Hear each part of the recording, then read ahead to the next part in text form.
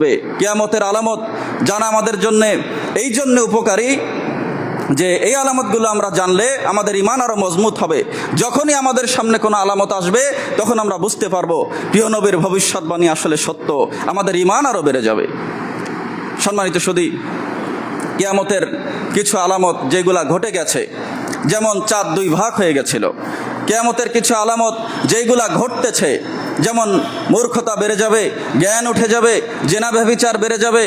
আর কিছু আলামত যেগুলা ভবিষ্যতে ঘটবে, যেমন ফুরাত নদী থেকে সোনার পাহাড় বের হবে, তারপরে ইমাম মাহাদি আসবে, মাসিহিদ দাজ্জাল আসবে, এইগুলা ঘটবে, এখনও ঘটেনি।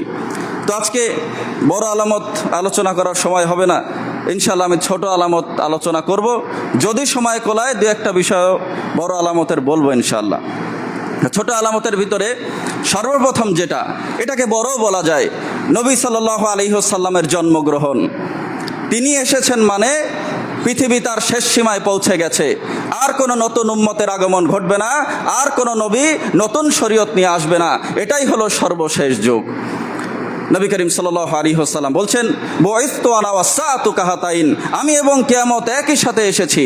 ক্বালা দাম্মা সাব্বাবাতা ওয়াল উসতা, এই কথা বলে তিনি হাতের দুই আঙ্গুল একসাথে করে দেখালেন, যেইভাবে যেরকম দুই আঙ্গুল, আমি এবং কিয়ামত একই সাথে এসেছি, আমি হলো শেষ নবী, আমার পরে আর কোনো নবী আসবে না। এখন আপনারা বলতে পারেন যে নবীজি দুই হাত একসাথে দেখিয়েছেন যে আমি এবং কিয়ামত একসাথে এসেছি, নবী মারা গেছে ১৫০০ বছর আগে, আর কিয়ামত এখনও হয়নি, বিষয়টা কেমন হয়ে গেল? এসেছে একসাথে, তাহলে নবী মারা গেছে ১৫০০ বছর আগে, এখনও তাহলে কিয়ামত কেন হলো না? বিষয় হলো যে একজন মায়ের গর্ভে যদি যমজ সন্তান হয়, একটা সাথে সাথেই মারা যেতে পারে, আরেকটা দেখা গেল ৫০-৬০ বছর পরে মারা যায়। অর্থাৎ এসেছে একসাথে বিদায় হবে একসাথে, বিষয়টা এরকম নয়। নবী এটা দ্বারা বুঝিয়েছেন যে কিয়ামত খুবই সন্নিকটে, তোমরা নেক আমলের প্রতিযোগিতা করো। সম্মানিত সুধী, কিয়ামতের আরেকটি আলামত, চাঁদ দুই ভাগ হয়ে গেছে, যেটা সূরাতুল কামারের প্রথম আয়াতে আল্লাহ তাআলা বলছেন, যেটা আমি শুরুতে বলেছি, ইকতারাবাতিস সাআতু ওয়ান শাক্কাল কামার, চাঁদ দুভাগ হয়েছে, কিয়ামত নিকটবর্তী হয়ে গেছে। ঘটনা হলো এই, নবীর কাছে কিছু মুশরিক এসেছে যে নবীকে কিভাবে আটকানো যায়। পূর্ববর্তী যুগে আপনারা জানেন মুসা আলাইহিস সালাম সমুদ্রকে দুভাগ করেছিলেন, সালেহ আলাইহিস সালাম পাহাড় ফেটে তার সময় উট বের হয়ে এসেছিল। তো মুশরিকরা এগুলা জানে, তো তারা নবীর কাছে এসে বলছে যে তারা তো এগুলা করেছে, নবী তাদের মুজিজা ছিল, তুমি আমাদেরকে কিছু একটা দেখাও। কোন কোন বর্ণনা এসেছে তারা বলছে যে আমাদেরকে আকাশের চাঁদ দুই ভাগ করে দেখাও। তো এটা তো রাসূলুল্লাহ সাল্লাল্লাহু আলাইহি ওয়াসাল্লাম তিনি করবেন না, এটা তো আল্লাহর কাজ, আর আল্লাহ কুন ফায়াকুন, যেটা বলে যে হও সেটাই হয়ে যায়। জমিনের ব্যাপার হোক, পাহাড় ফেটে হোক, আকাশ ফেটে হোক, তার পক্ষে সব কিছুই সম্ভব। নবীজি আল্লাহর কাছে দোয়া করলেন, সাথে সাথে চাঁদ দুভাগ হয়ে গেল, এক খণ্ড হেরা পাহাড়ের এই পাশে, আর এক খণ্ড ওই পাশে। সুবহানাল্লাহ। মক্কার মুশরিকরা ওয়াদা করেছিল যে তুমি যদি আমাদেরকে দেখাতে পারো আমরা ঈমান আনবো। তারা ধরে নিয়েছিল যে মুহাম্মদ এটা কোনোদিনও পারবে না, অসম্ভব এটা। কিন্তু আল্লাহর পক্ষে অসম্ভব বলে কিছুই নাই। সাথে সাথে দুভাগ হয়ে গেল। তারা দেখার সাথে সাথে বলছে মুহাম্মদ আমাদেরকে জাদু করেছে, নাউজুবিল্লাহ। স্পষ্ট নিদর্শন দেখার পরে বলছে মুহাম্মদ আমাদেরকে জাদু করেছে। সাথে সাথে আল্লাহ আয়াত নাজিল করলেন, ওয়া ইয়ারাউ আয়াতান ইউরিদু, যখন তারা কোনো নিদর্শন দেখে তখন মুখ ফিরিয়ে নেয়। ওয়া ইয়াকুলু সিহরুম মুস্তামির, তারা বলে এটা তো চলমান জাদু ছাড়া কিছুই নয়। স্পষ্ট নিদর্শন দেখার পরেও এটাকে তারা জাদু বলে উড়িয়ে দিয়েছে। তখন তারা পরামর্শ করলো, দূর দূরান্ত থেকে মানুষ আসবে, সফরে আসবে, ব্যবসায়িক কাফেলা আসবে, আমরা তাদের কাছে শুনবো যে আসলে তারাও এটা দেখেছে কিনা। কারণ মুহাম্মদ সাল্লাল্লাহু আলাইহি ওয়াসাল্লাম আমাদের স্থানীয় মানুষদেরকে জাদু করেছে, কিন্তু বহিরাগতদেরকে তিনি জাদু করতে পারবে না। যখন অপেক্ষা করা হলো, দূর দূরান্ত থেকে মানুষ আসতেছে, আসার পরে তাদের কাছ থেকে সাক্ষী নেওয়া হলো, তারাও বলছে আমরা আমাদের শহর থেকে, আমরা আমাদের গ্রাম থেকে দেখেছি চাঁদকে দুই ভাগ হয়ে যেতে। সুবহানাল্লাহ। এটা হলো কিয়ামতের আলামত, যেটা প্রকাশিত হয়ে গেছে। কিয়ামতের আরেকটি আলামত, যেটা অনেক বড় একটা হাদিস, যেই হাদিসটাকে বলা হয় হাদিসে জিবরিল, অনেক বড় একটা হাদিস, যেখানে আল্লাহর রাসূল সাল্লাল্লাহু আলাইহি ওয়াসাল্লাম ঈমান সম্পর্কে বলেছেন, ইসলাম সম্পর্কে বলেছেন, ইহসান সম্পর্কে বলেছেন, তারপরে কিয়ামতের কথা বলেছেন। তো হাদিসের সাথে রিলেটেড আমি সেটাই আপনাদেরকে বলবো। হাদিস বর্ণনা করেছেন উমর বিন খাত্তাব রাদিয়াল্লাহু তাআলা আনহু। তিনি খুবই কম হাদিস বর্ণনা করেছেন, যার ভিতরে এটা একটা।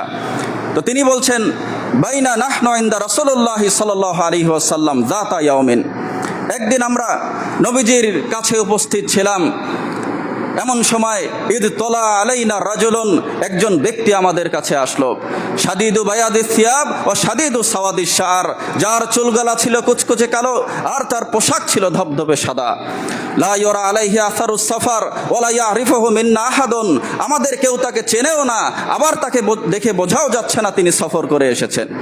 যদি মানুষের পরিচিত হয় তাহলে তো সফর করে আসার প্রয়োজন নেই, চুলগুলা আপনার উস্কো শুষ্ক থাকবে, পোশাকটা নোংরা থাকবে, যেহেতু সফর থেকে এসেছে সেটাও নয়, আবার কেউ তাকে চিনছেও না, মানুষ বিভ্রান্তের ভিতরে পড়ে গেছে। হাত্তা জালাসা ইলান নবী সাল্লাল্লাহু আলাইহি ওয়াসাল্লাম ফাসনাদা রুকবাতাইহি ইলা রুকবাতাই ওয়া ওয়াদা কাফাইহি আলা ফাখজাই, এবার তিনি এসেছেন, এসে নবীর হাঁটুর সাথে হাঁটু লাগিয়ে দিয়েছেন, উরুর উপরে হাত রাখছেন, রেখে বলছেন, ইয়া মুহাম্মদ আখবিরনি আনিল ইসলাম। যেহেতু আলোচনার বিষয় এটা না, আমি একবারে শেষে চলে যাচ্ছি, এবারে কয়েক ধাপ পরে যে বলছে আখবিরনি আনিস সাআ, আমাকে কিয়ামত সম্পর্কে বলেন।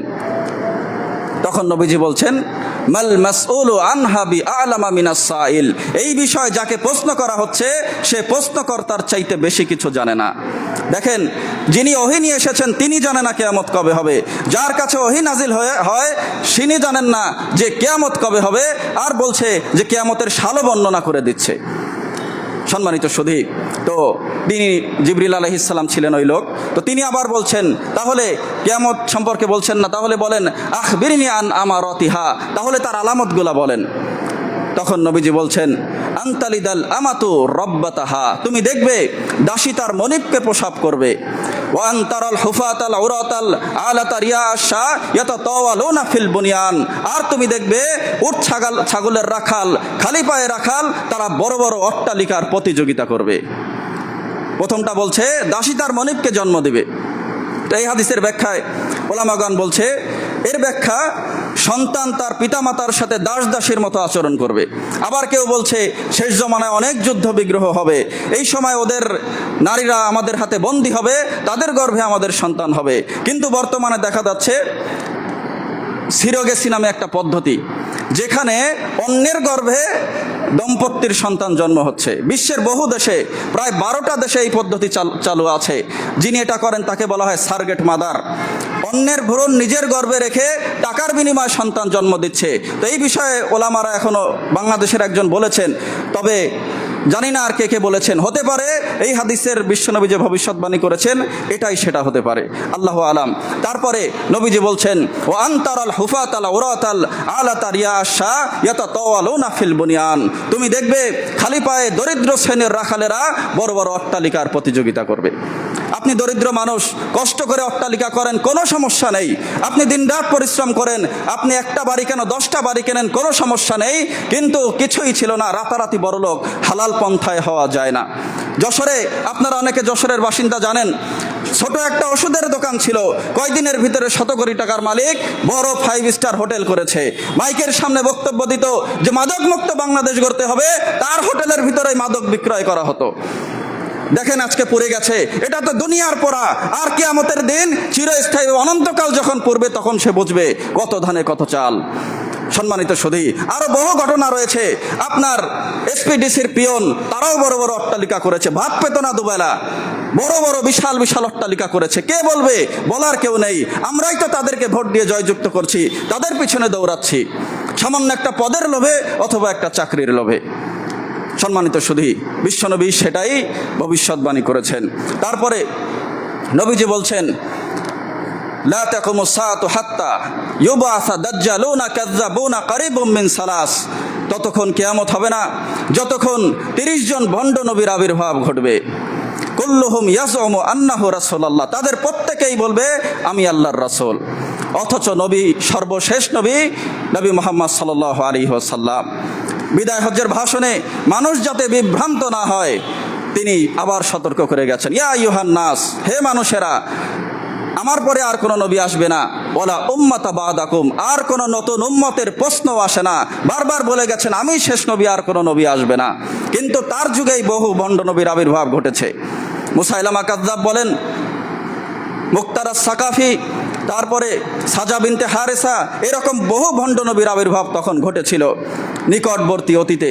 প্রায় 1800 শতাব্দীর পরে ভারতের কাদিয়ান শহরে জন্ম হয় মিথ্যাবাদী গোলাম আহমদ কাদিয়ানের, যার অসংখ্য অনুসারী আমাদের বাংলাদেশে আছে তথা বিশ্বের বিভিন্ন জায়গায় ছড়িয়ে ছিটিয়ে রয়েছে। এই লোকটাও একজন মিথ্যাবাদী ভণ্ড নবী, যিনি প্রথমে বলছে আমি ইমাম মাহাদি, কিছুদিন পরে বলছে আমি আল্লাহর নবী ঈসা ইবনে মারিয়াম। যখন দেখছে যে মানুষ এগুলা খাচ্ছে না, সর্বশেষ বলছে আমি হলো আল্লাহর প্রেরিত সর্বশেষ রাসূল, নাউজুবিল্লাহ। তার সাথে বাহাস করেছিল আহলে হাদিসের সন্তান, অল ইন্ডিয়া কনফারেন্সের সেক্রেটারি শায়েখ সানাউল্লাহ অমৃতসারী, তার সাথে বাহাস করেছিল। বাহাসে মুবাহালা হয়েছিল যে আমাদের মধ্যে যেই লোক সত্যবাদী, এই সত্যবাদীর জীবদ্দশাতেই, এই সত্যবাদী বেঁচে থাকা অবস্থায় যেন মিথ্যাবাদীর মরণ হয়, আল্লাহ যেন তার মরণ দেয়। মাত্র 1 বছর পরে বাথরুমে পড়ে তার মরণ হয়েছিল, সুবহানাল্লাহ। এরপরও তার অনুসারী দিন দিন বাড়ছে। সম্মানিত সুধী, তো কিয়ামতের আগে এরকম ভণ্ড নবীর সংখ্যা রাসূলুল্লাহ সাল্লাল্লাহু আলাইহি ওয়াসাল্লাম বলছেন 30-এ উপনীত হবে। নবীজি সাল্লাল্লাহু আলাইহি ওয়াসাল্লাম সাহাবীদেরকে বলছেন যে কিয়ামতের আলামত সম্পর্কে বলছেন যে যখন ইদা উসনিদাল আমরু ইলা গায়রি আহলিহি ফান্তাদিরিসা, যখন অযোগ্য লোকের হাতে দায়িত্ব দেওয়া হবে তখন তোমরা কিয়ামতের অপেক্ষা করবে। তো সাহাবীরা বলছে ইয়া রাসূলুল্লাহ, অযোগ্য লোক কাইফা ইদাআতিহা ইয়া রাসূলুল্লাহ, রাসূল বলছে যখন অযোগ্য লোককে দায়িত্ব দেওয়া হবে তখন তোমরা ফান্তাদিরিসা, তখন তোমরা কিয়ামতের অপেক্ষা করবে। অর্থাৎ কিয়ামতের আলামত, যেই মানুষটা কোনো পদবীর যোগ্যতা রাখে না সেই মানুষটাকে সেই আসনে বসানো হবে। সরকারি প্রতিষ্ঠান বলেন, বেসরকারি প্রতিষ্ঠান বলেন, এমন বহু প্রতিষ্ঠান রয়েছে যেখানে অযোগ্য মানুষ দায়িত্বে বসে আছে। আপনার সন্তান, আপনি কৃষি কাজ করেন, গ্রাম থেকে টাকা পাঠিয়েছেন, কষ্ট করে ফসল চাষ করে টাকা পাঠিয়েছেন ঢাকাতে, আপনার সন্তান ভালো রেজাল্ট করেছে, উচ্চমানের সার্টিফিকেট নিয়ে এসেছে, আপনার ছেলের চাকরি হয়নি। হয়েছে কার? পিছনের বসে থাকা বদমাইশ, যার বাপের টাকা আছে ওই কারণে ওর চাকরি হয়েছে। তাহলে ও যেখানে বসেছে ও তো ওই কাজটা ভালো মতো পারে না, পারবেও না। ও সেই দায়িত্বের অবহেলা করবে, আমানতের খেয়ানত করবে। এইভাবে অহরহ আপনি কত দেখবেন। আমাদের সময় থেকে আমার বন্ধুরা কিছু আছে খুবই ভালো এবং তারা ভালো রেজাল্ট করেছে, একেবারে ঘুরতে ঘুরতে পায়ের জুতা খসে গেছে। আপনাদের আশেপাশেও তো আছে, আপনারা দেখছেন। টাকার বিনিময়ে চাকরি হয়, যেখানে যোগ্যতা ছাড়া টাকা দিয়ে চাকরি হয় সেখানে কখনো যোগ্য মানুষ বসতে পারে না। সম্মানিত সুধী, একজন অফিসার কোটি কোটি টাকা আত্মসাৎ করছে চাকরিতে লোক নেওয়ার জন্যে, একজন সরকারি চাকরিজীবী লক্ষ লক্ষ টাকা আত্মসাৎ করছে মানুষকে চাকরি দেওয়ার জন্যে। আগে আমরা যখন ছিলাম এসএসসি ক্যান্ডিডেট ছিলাম তখন দেখেছি 5 লাখ 6 লাখ লাগতো পুলিশ তারপরে আর্মিতে ঢোকার জন্যে, আর এখন নাকি সেটা 15 লাখ 20 লাখে উন্নীত হয়েছে। দেখেন তাহলে কিভাবে যোগ্য মানুষ দেশে তৈরি হবে। এই কথা বললে অনেকে মনে করেন যে এইগুলা সরকারি বিষয়, কেন বলার দরকার। আমরা যদি পরবর্তী প্রজন্মকে সতর্ক করে না যাই তারাও নষ্ট হয়ে যাবে, তারা মনে করবে এইগুলা মনে হয় করা যায়, এগুলা ভালো কাজ। সম্মানিত সুধী, তারপরে রাষ্ট্রীয় যে পদে মানুষগুলা রয়েছে তারাও বেশিরভাগই অযোগ্য। আপনার নবীজি সাল্লাল্লাহু আলাইহি ওয়াসাল্লাম তারা ক্ষমতা চেয়ে নিতে নিষেধ করেছেন নবীজি, এবং বলেছেন যে তাকে আল্লাহর পক্ষ থেকে সাহায্য করা হবে না যে ক্ষমতা চেয়ে নেয়। আব্দুর রহমান রাদিয়াল্লাহু তাআলা আনহুকে বিশ্বনবী বলছেন, আব্দুর রহমান লা তাসআলিল ইমারা, শাসন ক্ষমতা তুমি চাইবে না। ফাইন্নাকা ইন উতিতাহা মাসআলাতিন উকিলতা ইলাইহা, যদি চাওয়ার মাধ্যমে পাও তোমাকে তার উপরেই শপথ করা হবে। ওয়া ইন্নাকা ইন উতিতাহা গায়রি মাসআলাতিন, না চাইতেই যদি পেয়ে যাও, তোমার জ্ঞান রয়েছে, তোমার অভিজ্ঞতা রয়েছে, তার আলোকে মানুষ তোমাকে ক্ষমতা দিয়েছে, তাহলে আল্লাহর পক্ষ থেকে তোমাকে সহযোগিতা করা হবে। সুবহানাল্লাহ। কিন্তু এখন কি করা হয়? ভোটের মাঠে দেখেন যে ব্যালট বাক্স কেটে ভোট ছিনতাই করা হয়, ক্ষমতা খাটানো হয়। আর যারা বলছে সন্ত্রাস মুক্ত বাংলাদেশ করব, প্রত্যেকজনের 2-4-10 জন সন্ত্রাসী পোষা থাকে। কত দেখবেন আপনি, আমি আপনাকে দেখিয়ে দিতে পারি। প্রত্যেকে সন্ত্রাসী পোষে, আর তাদেরকে আমরা দেখা হলে সম্মান করি, ভালোবাসি। সম্মানিত সুধী, এটা হলো আমাদের আজকের সমাজের অবস্থা, যেখানে যে যার দায়িত্বে বসার যোগ্য নয় তাকে দায়িত্ব দেওয়া হচ্ছে, আর যারা দায়িত্ব পালন করতে সক্ষম তারা আজকে পথে পথে ঘুরে বেড়াচ্ছে, চাকরি নেই, পরিবারকে খাবার তুলে দিতে পারছে না। হাজিরিন, রাসূলুল্লাহ সাল্লাল্লাহু আলাইহি ওয়াসাল্লাম কিয়ামতের আলামত সম্পর্কে আরেকটি হাদিসে বলছেন, ইন্না মিন আশরাতিস সাআহ, কিয়ামতের আলামত হলো আইয়ুরফা আল ইলম, জ্ঞান উঠে যাবে, ওয়া ইয়াসবুতাল জাহাল, মূর্খতা ছড়িয়ে পড়বে, ওয়া ইয়াযহারাজ জিনা, জেনা ব্যভিচার বেড়ে যাবে, ওয়ায়ুশরাবাল খামর, মাদকের বিস্তার ঘটবে। অর্থাৎ নবী বলছে কিয়ামতের আগে জ্ঞান উঠে যাবে, মূর্খতা বর্ষণ হবে। এটা কিভাবে? আপনারা আগের যুগে দেখেছেন যে একটা গ্রামে এসএসসি পাস, ইন্টার পাস খুঁজে পাওয়া যেত না, কিন্তু বর্তমানে দেখেন ঘরে ঘরে গোল্ডেন জিপিএ আছে, ঘরে ঘরে আছে। তাহলে রাসূলুল্লাহ সাল্লাল্লাহু আলাইহি ওয়াসাল্লাম কি বলেছেন? যে কিয়ামতের আগে বিদ্যা উঠে যাবে আর মূর্খতা বর্ষণ হবে। আসলে শিক্ষিত মানুষ আছে ঠিক আছে, কিন্তু দিনের যে শিক্ষা, এখানে বিশ্বনবী সেই কথাই বলেছেন। ইসলামের যে শিক্ষা, এটা আস্তে আস্তে বিলুপ্ত হয়ে যাবে। অনন্তকালের জীবন, যেখানে আপনি চিরদিন বসবাস করবেন, সেইখানে ভালো থাকার জন্যে ছোট্ট একটা কিতাব দিয়েছে, এটা আপনি আজও পড়লেন না। অথচ যেইখানে 50-60 বছর বেঁচে থাকবেন, এই জীবনের জন্যে কত 35 বছর পর্যন্ত অনেকে পড়ালেখা করছে। অথচ পরকালের জীবনে অনন্তকাল বেঁচে থাকবে, এই জীবনের জন্য ছোট্ট একটা কিতাব পাঠালো, এটা পড়ার সময় আপনার সারাদিনে একবার হয়ে ওঠে না। সম্মানিত সুধী, একটি কবিতা আপনারা পড়েছেন যেখানে বলা হয়েছে বিদ্যা বোঝাই বাবু মশাই চরি শখের বটে। আপনারা অনেকেই পড়েছেন। তো এইখানে ঘটনা হলো যে একজন জ্ঞানী মানুষ নৌকায় উঠেছে, নৌকার মাঝি নৌকা চালাচ্ছে। তো তাকে বলছে যে মাঝি, তুমি বলো তো চাঁদ কেন ওঠে এবং নামে? তো সে বলছে আমি তো মূর্খ মানুষ, আমি তো এটা জানি না। তখন তিনি বলছে তোমার জীবন চারা নাই মিছে। আবার বলছে সমুদ্রের পানি কেন নোনা হয়? সে বলছে আমি তো জানি না, মূর্খ মানুষ আমি কি আর এত কিছু জানি? তখন বাবু বলছে তোমার জীবন আটা নাই মিছে। আবার শিক্ষিত মানুষ বাবু বলছে তাহলে বলো ওটা কেন হয়, ওটা কেন হয়? সে কিছুই জবাব দিতে পারছে না। তখন বাবু তাকে বলছে তোমার জীবন দেখি 12 আনাই মিছে। একটু পরে ঝড় উঠেছে, বাবু তো আর সাঁতার জানে না, সাঁতার জানে মাঝি। তখন মাঝি তাকে কটাক্ষ করে বলছে যে এখন কেন কাবু বাবু, তোমার জীবন দেখি 16 আনাই মিছে। অর্থাৎ সারাটা জীবন আপনি এই 50-60 বছরের ক্ষণস্থায়ী পৃথিবীর জন্য পড়ালেখা করছেন, অথচ পরকালের জন্য কিছুই অর্জন করলেন না, মৌলিক জ্ঞান অর্জন করতে পারলেন না। আপনার বাবা মারা গেছে, জানাজার সালাত আপনি আদায় করাবেন, আপনি ইমামের কাছে যে শুনছেন পদ্ধতিটা একটু বলে দেন, দিনের মৌলিক জ্ঞান সম্পর্কে আপনি এখন অর্জন করতে পারেননি। বিশ্বনবী সাল্লাল্লাহু আলাইহি ওয়াসাল্লাম সেটাই বলছে, কিয়ামতের আগে এইভাবে বিদ্যা উঠে যাবে, জেনা ব্যভিচার বেড়ে যাবে। আজকে সেটাও দেখছি আমরা, এত পরিমাণে জেনা ব্যভিচার বেড়েছে, মানুষ জেনাকে জেনা মনে করছে না, জেনাকে জেনা মনে করছে না, বলছে এটা তো স্বাভাবিক ব্যাপার, পশ্চিমা সংস্কৃতি তারা গ্রহণ করেছে, জেনাকে জেনা মনে করছে না। অথচ নবী করিম সাল্লাল্লাহু আলাইহি ওয়াসাল্লাম বলছে এই জেনাকারদের শাস্তি সম্পর্কে, যারা ঘরে বউ রেখে অন্যের বউর সাথে জেনা করে, যারা ঘরে স্বামী রেখে অন্যের স্বামীর সাথে পরকীয়ায় লিপ্ত হয়, এবং যারা বাবা মা স্কুল কলেজে পড়তে পাঠিয়েছে, যাদের সাথে মানে বেগানা পুরুষ বেগানা নারী একসাথে, দেখেন কলেজ ক্যাম্পাসগুলোতে কি অবস্থা, এদের শাস্তি সম্পর্কে বিশ্বনবী বলছেন বাইনা আনা নাইম, আমি একদিন ঘুমাচ্ছিলাম, ঈদ আতানি রাজুলানি, এমত অবস্থা আমার কাছে একজন মানুষ আসলো, দুইজন মানুষ আসলো, ফাইদা আনা বিকওমিন আসাদ্দু শাইইন ইনতিফাখা, তারা আমাকে এমন একটা জায়গায় নিয়ে গেল যাদের শরীর ফুলে ফেপে রয়েছে, ওয়া আনতানাহু রিহান কাআন্না রিহাহুমুল মারাহিদ, তাদের শরীর থেকে এত বাজে গন্ধ বেরোচ্ছে যেন তারা গণ শৌচাগার। অর্থাৎ যেইখানে পাবলিক টয়লেট এত বাজে গন্ধ বের হয়, ওদের শরীর থেকে সেই রকম গন্ধ বের হচ্ছে। বিশ্বনবী বলছেন মান হাউলাই ইয়া রাসূলুল্লাহ বলছে মান হাউলাই, এরা কারা?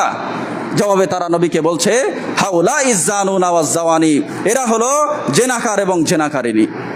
দেখেন, জেনা করার কারণে দুনিয়ায় মানুষকে আকৃষ্ট করার জন্য কত সুন্দর সেন্ট মেখেছেন, ভালো ভালো পোশাক পরেছেন, চুলে কাটিং দিয়েছেন, আর পরকালে আপনার অবস্থা এরকম গণ শৌচাগারের মতো।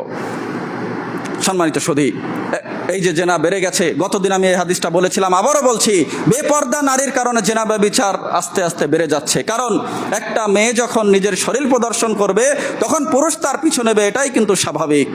পরিবার তার মেয়েকে যে পর্দানশীল বানাবে এই বিষয়ে পদক্ষেপ গ্রহণ করছে না, দায়ুসী নীতি অবলম্বন করছে। আর নারীরাও, বেগানা নারী যারা, তারাও উলঙ্গভাবে চলাফেরা করছে। বিশ্বনবী বলছেন এই সমস্ত উলঙ্গ নারীরাও কিয়ামতের আলামত।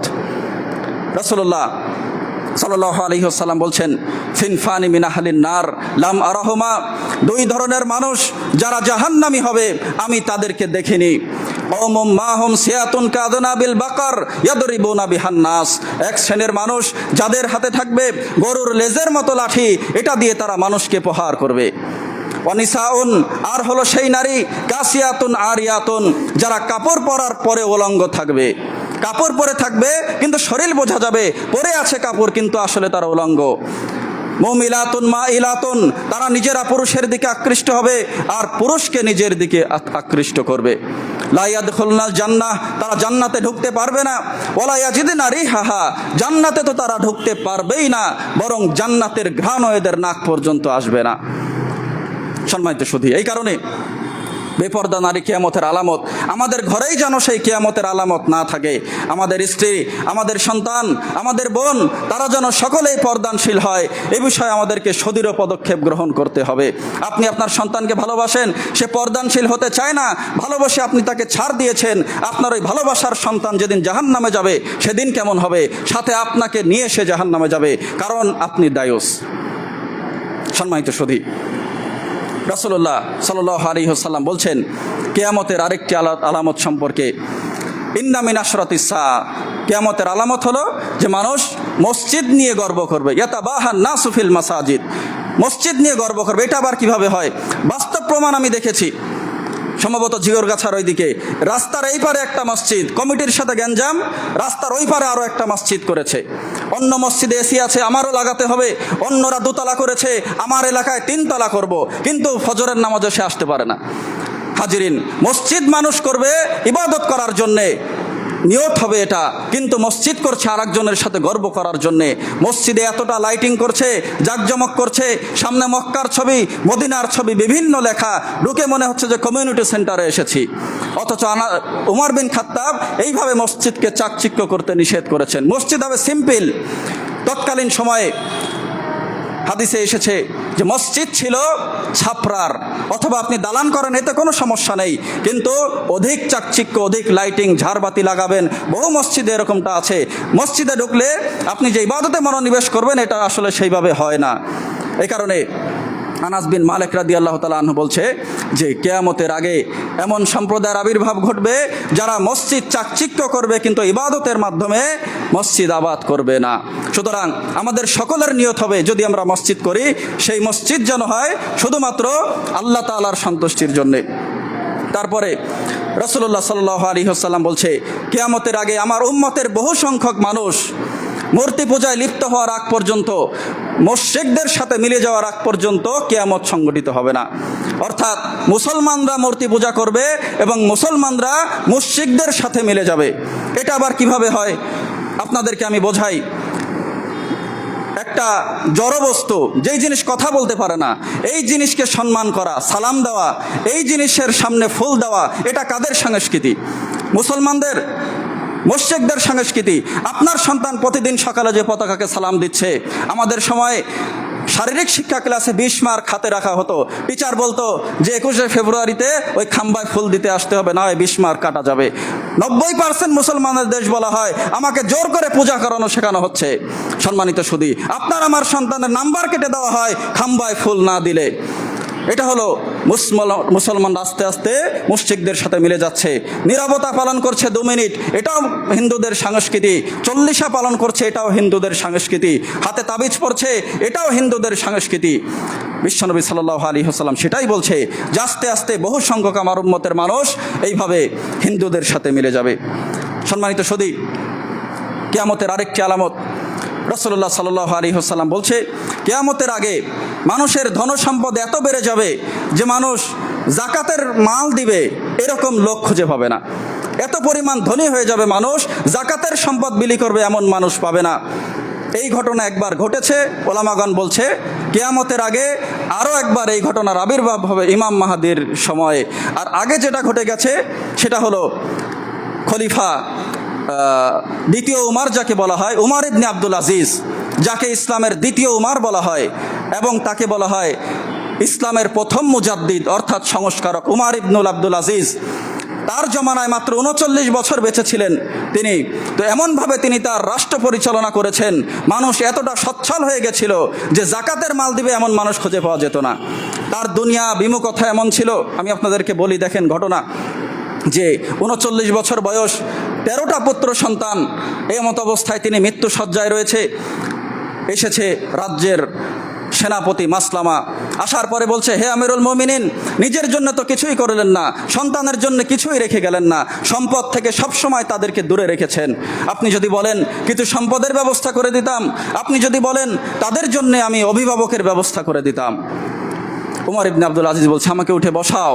বসানোর পরে বলছে যে আমার সন্তানদের যে অধিকার তা থেকে আমি তাদেরকে বিন্দু মাত্র বঞ্চিত করিনি, কিন্তু যেই সম্পদে তাদের হক নেই সেই সম্পদের পাশেও আমি তাদেরকে ঘেঁষতে দেয়নি। বাপ চেয়ারম্যান বলে সন্তান মনে করবে পুরো জেলাটা আমার, এরকমটা নয়। আমি খলিফা, তাতে কি হয়েছে, এই সম্পদে তাদের কোনো হক নেই, তাদেরকে এই সম্পদের কাছেও আমি তাদেরকে ঘেঁষতে দেয়নি। সুবহানাল্লাহ। চিন্তা করেন কতটা দুনিয়া বিমুখ তিনি ছিলেন। আর তিনি মাস্তামাকে বলছে, মাস্তামা, তুমি আমাকে অভিভাবকের কথা বলছো, আমার সন্তানদের অভিভাবক হিসেবে আমি আল্লাহ তাআলাকেই রেখে যাচ্ছি। সুবহানাল্লাহ। তারপরে কিয়ামতের আলামত, সুদখোরের সংখ্যা বেড়ে যাবে। রাসূলুল্লাহ সাল্লাল্লাহু আলাইহি ওয়াসাল্লাম বলছে, ততক্ষণ কিয়ামত হবে না যতক্ষণ সুদখোরের সংখ্যা বাড়বে। আজকে দেখেন, বিশ্বনবী পায়ের নিচে পদতলিত করেছিলেন বিদায় হজ্জের ভাষণে সুদী প্রথাকে। তার চাচা আব্বাস ইবনে আব্দুল মুত্তালিবের সুদী প্রথাকে সর্বপ্রথম তিনি বিলুপ্ত ঘোষণা করেছিলেন। আজকে দেখেন ঘরে ঘরে সুদ, কেউ সুদ দিচ্ছে, কেউ সুদ নিচ্ছে, কেউ সুদের সাক্ষী, কেউ মাঠকর্মী, কেউ সুদী প্রতিষ্ঠানে চাকরি করতেছে, ছেয়ে গেছে সুদে। অথচ যারা সুদ দেয় সেও অভিশপ্ত, যারা সুদ নিচ্ছে সেও অভিশপ্ত। আপনি দিচ্ছেনও না, নিচ্ছেনও না, আপনার প্রতিবেশী আপনাকে বলছে যে আমাকে একটা সই করে দেন, সাক্ষী থাকেন, আপনিও অভিশপ্ত। নিচ্ছেন না, খাচ্ছেন না, তবু আপনি অভিশপ্ত। নবী করিম সাল্লাল্লাহু আলাইহি ওয়াসাল্লাম বলছে, হাদিসে এসেছে, লানা রাসূলুল্লাহ সাল্লাল্লাহু আলাইহি ওয়াসাল্লাম, বিশ্বনবী অভিশাপ করেছেন আকিলুর রিবা ওয়া মুকিলাহু ওয়া কাতিবাহু ওয়া শাহিদাই, যে সুদ খায়, যে সুদ দেয়, এর সাথে সংশ্লিষ্ট যারা সাক্ষী, এদের সবাইকে তিনি অভিশাপ করেছেন। ওয়া কালাহুম সাওয়াউন, তিনি বলছেন অভিশাপে এরা সবাই সমান। তাহলে সুদ যদি আপনি নেন, আপনার জীবনে তো বরকত আসবেই না, বরং আপনি এমন অপরাধের সাথে লিপ্ত আছেন, নিজের মায়ের সাথে জেনা করার অপরাধ এটা। চিন্তা করেন, আপনার শরীরে যদি ঈমান থেকে থাকে, আল্লাহ এবং তার রাসূলের ভালোবাসা থেকে থাকে, এই হাদিস শোনার পরে দ্বিতীয়বার আপনি ওই পথে পা বাড়াতে পারেন না। নবী করিম সাল্লাল্লাহু আলাইহি ওয়াসাল্লাম বলছেন, আর রিবা সালাসাতু ওয়া সাবউনা বাব ওয়া ফি রিওয়ায়া হুবান আইসারুহা মিসলু আয়ানকিহার রাজুল উম্মা। এই সুদের পাপের ৭৩টি স্তর রয়েছে, যেই স্তরের সর্বনিম্ন স্তর নিজের মায়ের সাথে জেনা করা, নাউজুবিল্লাহ। তাহলে এই হাদিসকেও যদি শোনে, সে কিভাবে সুদের সাথে জড়িত হয়? যারা জড়িত হয় এই হাদিস শোনার পরে অবশ্যই তাদের ইমানের ত্রুটি আছে, নিশ্চিত এটা আছেই। কারণ ইমান যার ভিতরে রয়েছে, আল্লাহ এবং রাসূলের ভালোবাসা রয়েছে, এই সমস্ত হাদিস শোনার পরে সে কখনো ওই পথে পা বাড়াতে পারে না। আরও একটা আয়াত আপনাদেরকে বলি, যদি বোধোদয় হয়। আল্লাহ তাআলা বলছে, ইয়া আইয়ুহাল্লাযীনা আমানুত্তাকুল্লাহ, হে ইমানদারগণ যারা আল্লাহকে ভয় করো, ওযারু মা বাকিয়া মিনার রিবা, সুদের যা অবশিষ্ট এটা তোমরা ছেড়ে দাও। ফা ইল্লাম তাফআলু ফাআযানু বিহারবিম মিনাল্লাহি ওয়া রাসূলি, যদি তোমরা এটা না ছাড়ো তাহলে আল্লাহ তাআলা এবং তার রাসূলের সাথে যুদ্ধের ঘোষণা শুনে নাও, নাউজুবিল্লাহ। তাহলে আল্লাহ রাসূলের সাথে যুদ্ধে যদি আপনি নামেন, আপনার ব্যবসা প্রতিষ্ঠানে লোন নিয়ে ব্যবসা করছেন, অনেক বড় ব্যবসা খুলবেন, তো আল্লাহ রাসূলের সাথে তো আপনি যুদ্ধে লিপ্ত আছেন, আপনার প্রতিষ্ঠানে বরকত হবে কিভাবে? ফ্রিজ কিনেছেন এনজিও থেকে টাকা নিয়ে, টিভি কিনেছেন এনজিও থেকে টাকা নিয়ে, জমি কিনেছেন ব্যাংক থেকে লোন নিয়ে, এইগুলায় কিছুতেই আপনার বরকত কোনোদিনও আসবে না। হাজিরিন, নবীজি সাল্লাল্লাহু আলাইহি ওয়াসাল্লাম সেটাই বলছে যে কিয়ামতের আগে সুদখোরের সংখ্যা বেড়ে যাবে। কিয়ামতের আগে রাসূল বলছে ততক্ষণ কিয়ামত হবে না যতক্ষণ না আত্মীয়তার সম্পর্ক ছিন্ন করা হবে। কিয়ামতের আগে মানুষ ভাইয়ের সাথে সম্পর্ক রাখবে না, কিয়ামতের আগে মানুষ বোনের সাথে সম্পর্ক রাখবে না, চাচার সাথে ভাতিজার সম্পর্ক থাকবে না, ভাতিজার সাথে চাচার সম্পর্ক থাকবে না। এই আলামত অলরেডি আপনারা ঘটতে দেখবেন যে আত্মীয়তার সম্পর্ক মানুষ এমনভাবে ছিন্ন করছে, বছরের পর বছর যাচ্ছে, কেউ কারো খোঁজ খবর নিচ্ছে না। অথচ কত আমল আমরা করছি, কিন্তু এক হাদিসে বিশ্বনবী সাল্লাল্লাহু আলাইহি ওয়াসাল্লাম এমন কথা বলেছেন যে আমাদের সব আমলেই একেবারে মনে হচ্ছে যেন ডাস্টবিনে পড়ে গেল। লা ইয়াদখুলুল জান্নাতা কাতি, আত্মীয়তার সম্পর্ক ছিন্নকারী জান্নাতেই ঢুকতে পারবে না। চিন্তা করেন কত আমল আমরা করছি, এই হাদিসটা যদি সামনে রাখা হয় মনে হচ্ছে যেন সব আমলই গেছে। অথচ এই যে গেল বৃহস্পতিবার আমাদের আমল উঠানো হয়েছিল আকাশে। রাসূলুল্লাহ সাল্লাল্লাহু আলাইহি ওয়াসাল্লাম বলছেন, ইন্না আমালা বানি আদামা তুরাদু কুল্লা খামিসিল লাইলাতাল জুমআ, আদম সন্তানের আমল প্রত্যেক বৃহস্পতিবার দিবাগত রাত্রে আল্লাহর কাছে পেশ করা হয়। ফালা ইউকবালু আমালু কাতি রহিম, তবে তার আমল গ্রহণ করা হয় না যেই মানুষটা আত্মীয়তার সম্পর্ক ছিন্ন করেছে। আল্লাহ তাআলা নিজে বলছেন হাদিসে কুদসি আত্মীয়তার সম্পর্ক সম্পর্কে, আনার রহমান, আমি হলো রহমান, ওহিয়ার রহিম, আত্মীয়তার সম্পর্ক হলো রহিম। শককতুলা হাসমাম মিন আসমি, আমি আমার নাম থেকে এটা বের করেছি। মা ওয়াসালাহা ওয়াসালতুহু, যেই লোক আত্মীয়তার সাথে সুসম্পর্ক বজায় রাখবে, সম্পর্ক ছিন্ন করবে না, আমি তার সাথে সম্পর্ক ছিন্ন করব না। ওমান কতাহা বাতাত্তু, আর যে সম্পর্ক ছিন্ন করে দিবে আমি তার সাথে সম্পর্ক ছিন্ন করে দেব। দেখেন আমরা কত ভালো আমল করছি, মনে করছি যেন আমরা জান্নাতের দ্বার প্রান্তে পৌঁছে গেছি, কিন্তু খুঁটিনাটি বহু বিষয় রয়েছে যেগুলো আমরা একটু যদি বিচার বিশ্লেষণ করি মনে হয় যেন এই কাজটা আমাদেরকে ধ্বংস করে দিবে। আমাদের এমন ছোট ছোট যেই সমস্ত অপরাধ এইগুলো খুঁজে বের করতে হবে। খুঁজে বের করে করে আমরা যদি নিজেদেরকে সংশোধন করতে পারি তাহলে আমরা বাঁচবো। আর যদি আমরা এইগুলো শোনার পরে এক কান থেকে শুনে আর এক কানে বের করে দেয় তাহলে আমরা বিপদে পড়ে যাব। ফেসবুকের যুগ, এখন মোবাইলের যুগ, আপনি একটা ফোন দিয়ে সালাম দেন, সে আপনাকে অ্যাভয়েড করলো, আপনার কোনো যায় আসে না, আপনি আপনার দায়িত্ব পালন করেছেন। জমি নিয়ে ঝগড়া, তো এক বিঘের জমি নিয়ে ঝগড়া, ওটা আপনি ছেড়ে দেন, আপনার জন্য রয়েছে 10টা পৃথিবীর সমান একটা জান্নাত। সুবহানাল্লাহ, কত জমি আপনার প্রয়োজন বলেন? এক বিঘের জমির জন্যে আপনি মাঝখান থেকে দেয়াল দিয়ে নিয়েছেন, দুই ভাই একই মার পেটে এক গর্ভে বসবাস করেছেন, 10 মাস 10 দিন একই গর্ভে থেকেছেন, বের হয়ে এসে সেই ভাইয়ের মাঝখানে একটা দেয়াল তৈরি করে দিয়েছেন। মনে রাখবেন, আপনি যদি সবার শেষে জান্নাতে যান আপনার জন্য থাকবে 10টা পৃথিবীর সমান একটা জান্নাত। সুতরাং এক বিঘাতে আপনি ছেড়ে দেন, এতে আপনার লস হবে না। অন্তত ভাইয়ের সাথে সম্পর্কটা আপনি অটুট রাখেন। সম্মানিত সুধী, রাসূলুল্লাহ সাল্লাল্লাহু আলাইহি ওয়াসাল্লাম বলছে কিয়ামতের পূর্বে মানুষ সুন্নতি আমল সম্পর্কে গাফেল হবে, অর্থাৎ সুন্নতি আমল এই সম্পর্কে মানুষ তোয়াক্কা করবে না। যেমন একটি হাদিসে বলা হয়েছে মানুষ মসজিদে ঢুকবে, ঢোকার পরে 2 রাকাত সালাত আদায় না করেই বসে যাবে। এটা হলো কিয়ামতের আলামত। মসজিদে ঢুকবেন, ঢোকার পরে 2 রাকাত সালাত পড়বেন, সালাত পড়ে তারপরে বসে যাবেন, এটাকে বলা হয় মসজিদের আদব। কিন্তু দেখেন অধিকাংশ মসজিদেই, আমাদের আহলুল হাদিস মসজিদ ছাড়া আপনি যত মসজিদে যাবেন সেখানে যে আপনি যদি দাঁড়িয়ে থাকেন আপনাকে মানুষ বেয়াদব বলবে। মাইক পড়তে একটা মসজিদে সেদিন বলছে, দাঁড়িয়ে আছে কিছু মানুষ, বলছে এরা তো বেয়াদব, কোনো আদব কায়দাই জানে না। অথচ আদব আমরা কার কাছ থেকে শিখবো? ওদের কাছ থেকে নাকি নবী মুহাম্মদ সাল্লাল্লাহু আলাইহি ওয়াসাল্লামের কাছ থেকে? তারা আমাদেরকে আদব শিখাচ্ছে, অথচ আদব হলো 2 রাকাত সালাত না পড়ে মসজিদে বসবেন। আরও অনেক সুন্নাত এরকম আছে। আরও একটা বিষয় আপনাদেরকে বলি, অনেক দিন আমি বলেছি যেটা সংশোধন হয়নি, সেটা হলো জুমার খুতবা কত সময় হবে? সংক্ষিপ্ত হবে। আরব কান্ট্রিতে যারা গেছেন খুতবা কতটুকু সময় হয়? 25 মিনিট, 30 মিনিট, 40 মিনিট। কিন্তু 1 ঘন্টা খুতবা এটা হারাম নয়, কিন্তু উত্তম হলো সংক্ষিপ্ত খুতবা। হাদিসে এসেছে ইন্না তুলা সালাতুর রাজুলি ওয়া কিসরা খুতবাতিহি মা ইদনাতুম মিন ফিকহিহি। ইমামের যে বুদ্ধিমত্তার পরিচয় সেটা হলো খুতবা সে সংক্ষিপ্ত করবে আর সালাতটাকে দীর্ঘ করবে।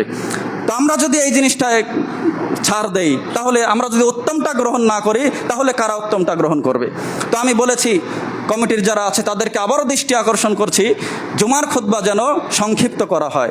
যদি আপনি 40-45 করেন এটাও মেনে নেওয়া যায়, কিন্তু 1 ঘন্টা, আমি তো এই মসজিদের নিয়মিত মুসল্লি, 1 ঘন্টা বসে থাকতে আমার বয়স 30, আমার এই 2 পা অবাস হয়ে যায়। তাহলে যারা মুরব্বী আছে অনেকে প্রসাব করতে চলে গেছেন, ইস্তেঞ্জায় গেছেন, তো 1 ঘন্টা বসে থাকা খুবই কষ্টকর। আরব কান্ট্রিতে যারা ঘুরে এসেছেন তারা দেখেছেন, কিছু ভাইও আছেন এখানে, সংক্ষিপ্ত খুতবা হয়। আমি কমিটির দৃষ্টি আকর্ষণ করছি, আপনারা চেষ্টা করবেন অন্তত 45 মিনিট করার জন্যে। আল্লাহ তাআলা তৌফিক দান করুন। তো কিয়ামতের আরেকটি আলামত, মুসলমানরা বাইতুল মাকদিস বিজয় করবে। ফিলিস্তিনের যে বাইতুল মাকদিস মসজিদ, এটা মুসলমানরা বিজয় করবে।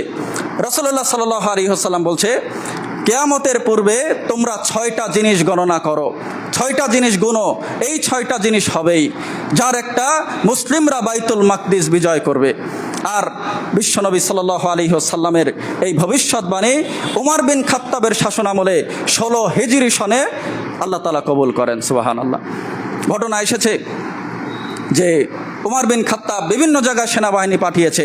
কিছু সেনাবাহিনী ফিলিস্তিন পাঠিয়েছে, তেল আবিব, হাইফা এবং জেরুজালেম তারা দখল করেছে, প্রায় 4000 সেনাবাহিনী। কিন্তু বাইতুল মাকদিসে থাকা খ্রিস্টান পাদ্রী মসজিদের চাবি তাদের কাছে দিবে না। সেনাপতি ছিল আবু উবাদা ইবনুল জাররা রাদিয়াল্লাহু তাআলা আনহু, তার কাছে চাবি দিবে না। কারণ বলছে যে আপনার সাথে যে ভবিষ্যৎবাণী করা আছে আমাদের কিতাবে, সেই মানুষের সাথে আপনার মিল নেই। তখন তারা ঘটনাক্রমে উমর বিন খাত্তাবের চরিত্র তুলে ধরেছে, চেহারা, বৈশিষ্ট্য।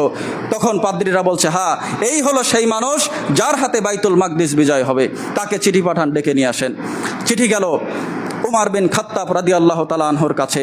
চিঠি যাওয়ার পরে উমর বিন খাত্তাব অর্ধেক পৃথিবীর খলিফা, বাংলাদেশের মতো ভূখণ্ড নয়, ভারতের মতো ভূখণ্ড নয়, ইউরোপের মতো নয়, গোটা পৃথিবী অর্ধেক করলে যতটা হয়, অর্ধেক পৃথিবীর খলিফা উমর বিন খাত্তাব। আপনারা মনে করছেন বিশাল গাড়িবহর, অনেকগুলা ঘোড়া, অনেকগুলা উট নিয়ে চাকচিক্য পোশাক পরে তিনি রওনা দিবেন না। মাত্র একটা উট, তালি দেওয়া ছেঁড়া জামা, একটা গোলাম নিয়ে তিনি রওনা দিলেন 1200 কিলোমিটার পথ। দেখেন অবস্থা, কত গাড়ি বহর লাগে আপনার। আমরা সাধারণ মানুষ, আমাদেরকে ঝাড়ি দিয়ে বলে গাড়ি সাইড করো, নেতা আসতেছে। আর তিনি একা একটা গোলাম নিয়ে, একটা উট নিয়ে ছেঁড়া জামা পরে রওনা দিলেন 1200 কিলোমিটার পথ। গোলামকে বলছে, গোলামও তো মানুষ, ইসলাম তো সেই নির্দেশনা দিয়েছে মানুষকে মানুষ বলে আপনাকে মূল্যায়ন করতে হবে। গোলামকে বলছে, অর্ধেক রাস্তা 600 কিলোমিটার, আমি উটের পিছনে উপরে উঠে বসবো, তুমি লাগাম ধরে টানবে। আর অর্ধেক রাস্তা আমি লাগাম ধরে টানবো, তুমি উটের পিঠে উঠে বসবে। সুবহানাল্লাহ। এই রকম চলমান রয়েছে। 1200 কিলোমিটার রাস্তা যখন হয়ে গেল, বাইতুল মাকদিসে যখন ঢুকবে উমর বিন খাত্তাব, তখন সাহাবীরা হতবাক হয়ে গেছে। কাঁধের উপরে জুতা, ছেঁড়া জামা, পটি দেওয়া জামা, হাতে উটের লাগাম, উটের উপরে বসে আছে গোলাম।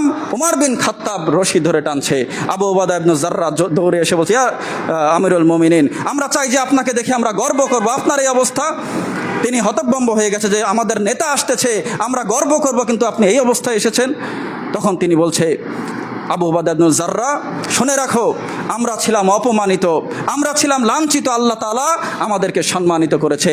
আজকে যদি আমরা ইসলাম ছাড়া পোশাকের সম্মান খুঁজি, আমরা যদি আজকে ইসলাম ছাড়া বাহনের সম্মান খুঁজি, তাহলে আল্লাহ তাআলা আবারও আমাদেরকে অপমানিত, লাঞ্ছিত করে ছাড়বে।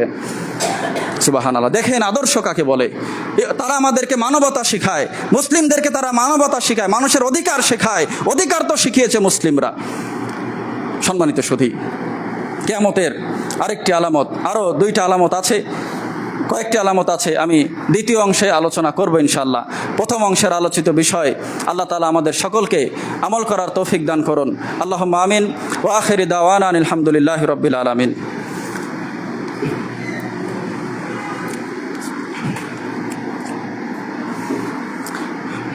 আলহামদুলিল্লাহ نحمده ونستعينه ونستغفره ونعوذ بالله من شرور أنفسنا ومن سيئات أعمالنا من يهده الله فلا مضل له ومن يضلل فلا هادي له وأشهد أن لا إله إلا الله وحده لا شريك له وأشهد أن محمدا عبده ورسوله أما بعد।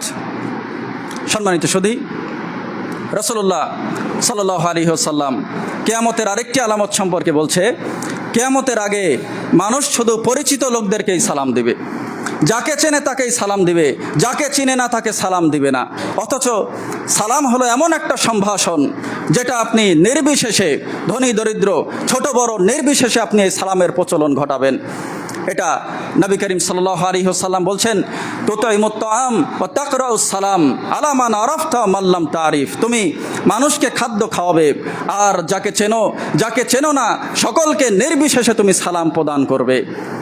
আসসালামু আলাইকুম আপনার হবে 10টা নেকি, আসসালামু আলাইকুম ওয়া রাহমাতুল্লাহ আপনার হবে 20টা নেকি, আসসালামু আলাইকুম ওয়া রাহমাতুল্লাহি ওয়া বারাকাতুহু যদি আপনি এই 3টা ওয়ার্ড ব্যবহার করেন, বিশ্বনবী বলছে তার জন্য রয়েছে 30টা নেকি। সুবহানাল্লাহ। অথচ অনেক ভাইকে দেখা যায় যারা দূর থেকে সেরকম একটা সালাম দেয়াতে আগ্রহী নয়। ভ্রাতৃত্ববোধ যে মানুষের একজন মুসলিম ভাইকে দেখে ভালোবাসা, এই জিনিসটা হয়তো অনেক মানুষের ভিতর সংকুচিত হয়ে গেছে। কিন্তু একজন ভাইকে দেখে উৎফুল্লভাবে সালাম দিবেন, দেখা করবেন, আর যদি একটু কষ্ট করে মুসাফাটা করতে পারেন, গফির লাহু মা তাকদ্দামা মিন জামবি। বিশ্বনবী বলছে তার সাথে আপনি পৃথক হচ্ছেন না, হতেই আপনার গুনাহসমূহ ক্ষমা করে দেওয়া হবে। সুবহানাল্লাহ। আপনি সে রয়েছে রাস্তার ওই পারে, আপনি ওই পারে চলে যান, তার আসার দরকার নেই। যে আপনি মুসাফাটা করেন, বিশ্বনবী বলছে করলেই তার গুনাহ ক্ষমা হয়ে যাবে। এবং ইসলামী ভ্রাতৃত্ব রক্ষায় সালাম অগ্রণী ভূমিকা পালন করে। রাসূলুল্লাহ সাল্লাল্লাহু আলাইহি ওয়াসাল্লাম বলছেন, ইয়া আইয়ুহান নাস, হে মানুষেরা, লা ইয়াদখুলুল জান্নাতা হাত্তা তুমিন, ততক্ষণ পর্যন্ত তোমরা জান্নাতে যেতে পারবা না যতক্ষণ না তোমরা মুমিন হও। ওয়ালা তুমিনু হাত্তা তাহাব্বু, আর ততদিন পর্যন্ত তোমরা মুমিন হতে পারবা না যতক্ষণ না তোমরা জান্নাতে যেতে পারবা না যতক্ষণ না তোমরা পরস্পরকে ভালোবাসো। আফালা আদুল্লুকুম আলা আমরিন ইদা ফালতুমুহু তাহাবাবতুম, আমি কি তোমাদেরকে এমন একটা কথা বলে দিব না যার মাধ্যমে তোমাদের পরস্পরের ভিতরে ভালোবাসা বেড়ে যাবে? আফশুস সালামা বাইনাকুম, তোমরা পরস্পরে সালামের প্রসার ঘটাও। সুবহানাল্লাহ। একটি হাদিস আপনাদেরকে বলি। অনেকে আমরা বলতে চাই যে কিভাবে খুব সহজেই খুব শান্তিতে আমরা জান্নাতে ঢুকে যেতে পারবো, অনেকের এই প্রশ্ন আসে। তো একটা হাদিসে নবীজি 4টা আমলের কথা বলেছেন, তুমি যদি এটা করতে পারো একেবারে শান্তিতে তুমি জান্নাতে ঢুকে যেতে পারবা। আফশুস সালাম, সালামের প্রসার করবে। আতয়মুত তাআম, মানুষকে খাদ্য খাওয়াবে। ওয়াসিলুল আরহাম, আত্মীয়তার সম্পর্ক ছিন্ন করবে না, বরং অটুট রাখবে। ওয়াসাল্লু বিল লাইলি ওয়ান নাসু নিয়াম, মানুষ যখন ঘুমিয়ে থাকবে তখন তুমি সালাত আদায় করবে। তাদখুলুল জান্নাতা বিসালাম, শান্তিতে জান্নাতে ঢুকে যাবে। সুবহানাল্লাহ। সুতরাং মুসলিম ভ্রাতৃত্বের এই বড় একটা বিষয়, আমরা এটা আমল করার চেষ্টা করব। কিন্তু কিছু ভাইকে উপদেশ দিতে চাই, অনেককে দেখে বোঝাই যায় না যে সে মুসলিম কিনা। এটা কেন হবে বলেন? আপনি একজন মুসলিম ঘরের সন্তান, আপনাকে দেখে তো আমার চিনতে হবে। আমি যে আপনাকে সালাম দেব, আপনাকে দেখে আমার চিনতে হবে যে আপনি মুসলমান কিনা। আপনার বেশভূষা, আপনার চুলের কাটিং, আপনার ছেঁড়া প্যান্ট অথবা আপনার পোশাকে যেই ছবি মূর্তি দেখা যায়, এগুলা দেখে মনে হয় না যে আপনি মুসলিম ঘরের সন্তান নাকি হিন্দু ঘরের সন্তান। নিজের অবয়ব এমনভাবে করতে হবে যেন আপনাকে দেখে বোঝা যায় আপনি একজন মুসলমান। তাহলে যেই ভাই আপনাকে অপরিচিত হলেও সালাম দিবে, সে দিতে পারবে যে আপনি একজন মুসলমান, সে বুঝবে। হাজিরিন, রাসূলুল্লাহ সাল্লাল্লাহু আলাইহি ওয়াসাল্লাম বলছে কিয়ামতের আরেকটি আলামত সম্পর্কে, যে ফুরাত নদী থেকে সোনার পাহাড় বের হবে কিয়ামতের আগে। বলছিলাম যে কিছু আলামত ঘটে গেছে, কিছু আলামত চলমান, আর কিছু আলামত ভবিষ্যতে ঘটবে। যার একটা আলামত ফুরাত নদী থেকে সোনার পাহাড় বের হবে, এটা এখনও ঘটে নাই, তবে ঘটবে। তুরস্ক থেকে আপনার এটা প্রবাহিত হয়েছে, ইরাক এবং সিরিয়া হয়ে এর মধ্য থেকে গেছে। তো বিশ্বনবী বলছে কিয়ামতের আগে ফুরাত থেকে সোনার পাহাড় বের হবে। ফামান হাদারাহু, তোমাদের কেউ যদি সেই ফুরাত নদীর কাছে অবস্থান করো, ফালা ইয়াখুযু মিনহু শাইআ, এখান থেকে কোনো সোনা তোমরা গ্রহণ করবে না। কিন্তু আপনি করবেন কি করে করবেন? যখন 5ই আগস্ট প্রাইম মিনিস্টার পালিয়ে গেল, সামান্য একটা হাঁসের লোভ আপনি সামলাতে পারেননি, ওটা তো সরকারি সম্পদ। হাঁসের লোভ আপনি সামলাতে পারছেন না, বালিশ চুরি করে নিয়ে যাচ্ছেন, থানা লুট করছেন, এই লোভ যদি আপনি সামলাতে না পারেন, ওই দিন সোনার পাহাড়ে যদি আপনাকে সামনে রাখা হয়, ওই লোভও আপনি সামলাতে পারবেন না। সম্মানিত সুধী, তো বিশ্বনবী বলছে সেদিন সোনার পাহাড় বের হবে। প্রতি 100 জনের ভিতর 99 জনই সেখানে যুদ্ধ করবে এই সোনার লোভের কারণে। প্রত্যেকেই মারা যাবে, 100 ভাগের ভিতরে 99 জন মারা যাবে। কিন্তু প্রত্যেকে আকাঙ্ক্ষা করবে আকুনু আনাল্লাযী আনজু, আমি হয়তো বেঁচে থাকবো আর আমি এই সোনার পাহাড় দখল করব। কিয়ামতের আরেকটি আলামত, নবী করিম সাল্লাল্লাহু আলাইহি ওয়াসাল্লাম বলছেন কিয়ামতের আগে বহু ফিতনার আবির্ভাব ঘটবে। তিনি বলছেন বাদিরু বিল আমাল ফিতানান কা কিতাইল লাইলিল মুজলিম, তোমরা নেক আমলের প্রতিযোগিতা করো, ঘুটঘুটে অন্ধকার রাতের কালো রাতের মতো ফিতনা আসার পূর্বে। ইউসবিহুর রাজুলু মুমিনান ওয়া ইউমসি কাফিরান ওয়া ইউমসি মুমিনান ওয়া ইউসবিহু কাফিরান, যখন মানুষ সকালে থাকবে মুমিন, সন্ধ্যায় কাফের হয়ে যাবে, আবার সন্ধ্যায় থাকবে মুমিন, সকালবেলা কাফের হয়ে যাবে। ইয়াবি ওয়াহাদুহুম দীনাহু বিআরাদিম মিনাদ দুনিয়া, সামান্য দুনিয়ার বিনিময়ে তারা তাদের দিনকে বিক্রি করে দেবে। দেখেন ইমান ধরে রাখা কত কঠিন। আমরা তো মনে করছি আমরা ইমানদার, সবাই নিজেকে ইমানদার মনে করছি, কিন্তু ইমান সম্পর্কে, ইমানের যে বিষয় রোকনগুলা রয়েছে, স্তরগুলা রয়েছে, এইগুলা সম্পর্কে আমরা যদি না জানি, সঠিক জ্ঞান অর্জন না করি, তাহলে অচিরেই আমাদের ইমান নষ্ট হয়ে যাবে। কারণ আশেপাশের যে পরিবেশ, ইমান হারানোর যে সকল সংস্কৃতি চারপাশে চলছে, ইমান সম্পর্কে না জানলে কখনই আমরা ইমান হারিয়ে বেঈমান হয়ে যাব, আমরা বুঝতেই পারবো না। তো বিশ্বনবী বলছে এরকম কিয়ামতের আগে ফিতনা আসতেই থাকবে। একটা ফিতনা আপনাদেরকে বলি, ফিতনার সূত্রপাত যখন হয়েছিল সিফফিনের যুদ্ধ থেকে। উসমান বিন আফফান রাদিয়াল্লাহু তাআলা আনহুকে হত্যার মাধ্যমে ফিতনার সূত্রপাত হয়েছে। মুয়াবিয়া রাদিয়াল্লাহু তাআলা আনহু এবং আলী রাদিয়াল্লাহু তাআলা আনহু দুইজন সাহাবীর যুদ্ধ হয়েছে, যেখানে প্রায় 70,000 মুসলমান মৃত্যুবরণ করেছে।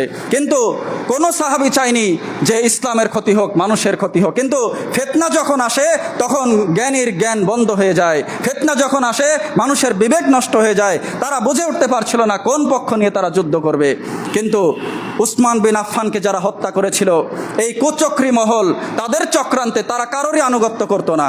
দুই লিডারের কারো আনুগত্য তারা করতো না। তাদের চক্রান্তের মাধ্যমে বিশাল যে যুদ্ধটা ঘটে গেল, 70,000 মুসলমান এই যুদ্ধে মৃত্যুবরণ করেছে।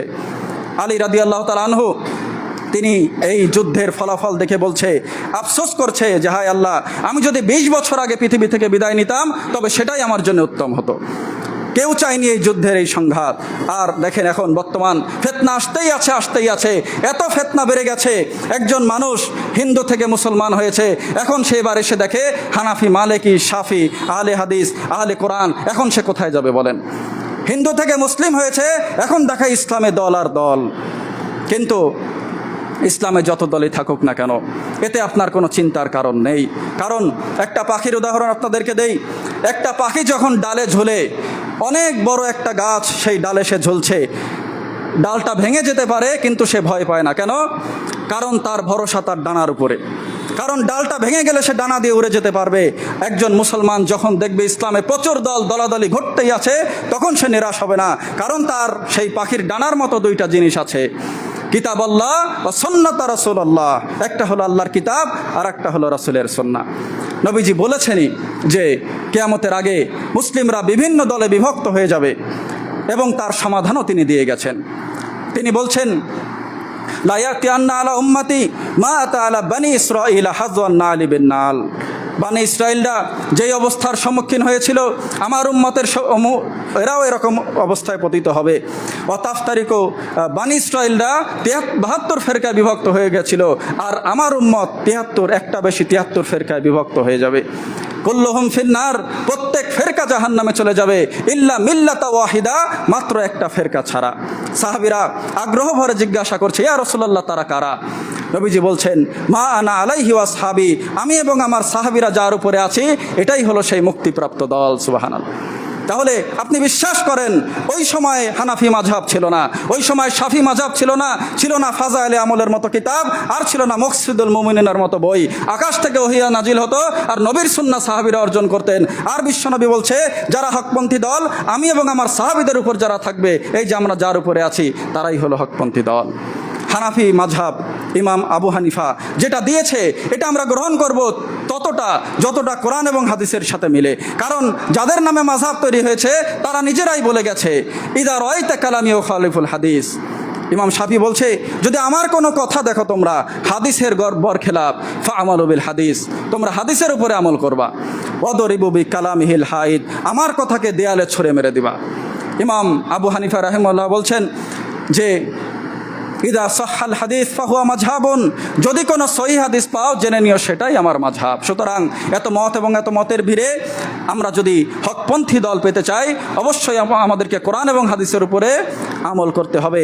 আপনি দেখবেন ইসলামে বিভিন্ন দল, বিভিন্ন ফেরকা, এই ফেরকার ভিড়ে এই দুইটা জিনিস হলো আপনার সমাধান। আল্লাহ তাআলা আমাদের সকলকে হকপন্থী দলে যুক্ত হওয়ার তৌফিক দান করুক। শুধুমাত্র মানুষের কাছে শুনে হকপন্থী দল পাবেন এটা নয়, বরং আপনাকে নিজে পড়তে হবে, নিজে জানার চেষ্টা করতে হবে, এবং সেই জানাটা যেন হয় সালাফদের বুঝ অনুযায়ী, তবে আপনি সেই দলের অন্তর্ভুক্ত হতে পারবেন। এবং সর্বোপরি আল্লাহর কাছে আপনাকে চাইতে হবে যে, আল্লাহ, আমি যেন সেই হকপন্থী দলের অন্তর্ভুক্ত হতে পারি। ইহদিনাস সিরাতাল মুস্তাকিম, আমাকে তুমি সরল সঠিক পথ দেখাও। নবীজি প্রত্যেক সালাতে সূরা ফাতিহা এটা বলতেন, এবং আরও একটি দোয়া করতেন, আল্লাহকে বলতেন, আল্লাহুম্মা ইন্নী আসআলুকাল হুদা, আল্লাহ তুমি আমাকে হেদায়েতের পথ দেখাও। সম্মানিত সুধী, আরও অনেক আলামত রয়েছে, যেহেতু সময় শেষ, আমি শেষ করছি। এই যে ছোট আলামতগুলা, এই সহ আরও বহু আলামত প্রকাশিত আসবে, তিনি থাকাকালীন মাসিহিদ দাজ্জাল আসবে, তারপরে ঈসা ইবনে মারিয়াম আসবে, বিশাল 3টা ভূমিধস হবে, পশ্চিম আকাশ থেকে সূর্য উঠবে, বড় একটি ধোঁয়ার আগমন ঘটবে, একটি ঠান্ডা বাতাস বের হবে, তারপরে মাটি থেকে দাব্বাতুল আরদ বের হবে, লম্বা বিশাল প্রক্রিয়া। তাহলে দেখেন যে কিয়ামত এই সামনের বছর ঘটবে, 1 বছর 10 বছর পরে ঘটবে, এইগুলা যারা বলছে এগুলা মুখরোচক কথা ছাড়া কিছু নয়। আপনাকে আমাকে সর্বোচ্চ প্রস্তুতি গ্রহণ করে থাকতে হবে। কিয়ামত যদি শনিবারে হয়, তো এই সামনের শুক্রবারে হয়, জুমার দিন কিয়ামত হবে, তো আপনাকে আমাকে এমনভাবে প্রস্তুত থাকতে হবে সামনের জুমায় কিয়ামত হলে আমি যেন ইমানদার হিসেবে আল্লাহর সামনে দাঁড়াতে পারি। একজন এসেছে রসুলের কাছে, আসার পরে বলছে, মাত্তা সাআতু ইয়া রাসূলুল্লাহ, ইয়া রাসূলুল্লাহ সাল্লাল্লাহু আলাইহি ওয়াসাল্লাম, আমাকে বলেন কিয়ামতটা কবে হবে। নবী বলছেন, মা আদাদতা লাহা, কিয়ামত তো কবে হবে বুঝলাম, তো তুমি কি প্রস্তুতি গ্রহণ করেছো? সে বলছে, মা আদাদতু লাহা মিন কাসিরি সালাতিন ওয়ালা সাওমিন ওয়ালা সাদাকাতিন, আমি তো বেশি সালাত, সিয়াম, সাদাকা এরকম নেকি নিয়ে আসতে পারিনি, ওয়ালাকিন্নী উহিব্বুল্লাহ ওয়া রাসূলাহু, কিন্তু আমি আল্লাহকে ভালোবাসি এবং তার রাসূলকে ভালোবাসি। চালাক সাহাবী বোঝা যাচ্ছে সাল্লাল্লাহু আলাইহি ওয়াসাল্লাম। তো রাসূলুল্লাহ বলছে, আনতা মা মান আহবাবতা, তুমি কিয়ামতের দিন তারই সাথী হবে যাকে তুমি ভালোবাসো। সুবহানাল্লাহ। অনেক ভাইকে দেখেছি এমন সঙ্গর সাথে ঘুরে, অনেকে আছেন দিনী ভাই হিন্দুদের সাথে দিনরাত ঘোরাঘুরি করে, বা অনেক যুবক আছে যে বেনামাজিদের সাথে ঘোরাঘুরি করে। মনে রাখবেন, এমন বন্ধু সিলেকশন করবেন যারা সালাত আদায় করে, তাকওয়াশীল, আল্লাহকে ভয় করে, কারণ যে যাকে ভালোবাসে সে তার সাথেই তার হাসর হবে। আর আপনি দিনদার মানুষদেরকে ভালোবাসবেন, আল্লাহ এবং তার নবীকে ভালোবাসবেন সাল্লাল্লাহু আলাইহি ওয়াসাল্লাম, সাহাবীদেরকে ভালোবাসবেন, তাহলে কিয়ামতের দিন আপনি তাদেরই সাথী হবেন।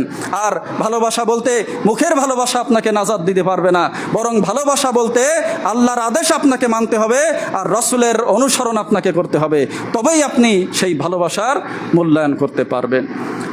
আজকে আলোচনা এখানে শেষ করছি। আল্লাহ তাআলা আমাদের সকলকে কিয়ামতের আগে যেন আমরা, যদি আমাদের অবস্থায় চলে আসে, আমরা যেন ইমানদার হিসেবে দুনিয়া থেকে বিদায় নিতে পারি, সেই মাঠে উপস্থিত হতে পারি। আল্লাহ আমাদের তৌফিক দান করুন, আল্লাহুম্মা আমিন। আপনারা জানেন যে মুহররম মাস সম্ভবত আজকে থেকে শুরু, 5 এবং 6 জুলাই মুহররমের সিয়াম আপনারা রাখার চেষ্টা করবেন। অনেকে বলেছেন যে 6 এবং 7ও রাখা যায়, তবে উত্তম হলো 5 এবং 6।